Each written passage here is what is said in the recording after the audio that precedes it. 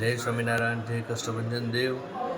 પવિત્ર ધનુર્માસ ચાલી રહ્યો છે ત્યારે આજે ભગવાન ભણવા જતા હોય એવી સદભાવનાથી ભગવાનને દિવ્ય શણગાર અલગ અલગ ધરાવવામાં આવતા હોય છે। ભગવાનની આગળ થાળ, નાસ્તા, રમકડા, ચોકલેટો મૂકી અને ભગવાન ભણવા જાય એવી ભાવના વ્યક્ત કરવામાં આવતી હોય છે।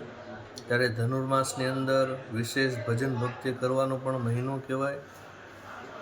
ત્યારે સાળંગપુર દાદાને કષ્ટભંજન દેવને એક ઋષિમુનિ જેમ દરરોજ દૈનિક યજ્ઞ કરતા હોય એવા સુંદર ઝૂંપડીની અંદર એક તાદૃશ્ય ખડું કર્યું છે અને અહીંયા દૈનિક યજ્ઞ આખો ધનુર્માસ ચાલવાનો છે ત્યારે એની અંદર પણ ભગવાનને આગળ ત્યાં મૂકવામાં આવ્યું છે કે આપણે પણ આ યજ્ઞના સહભાગી બનીએ।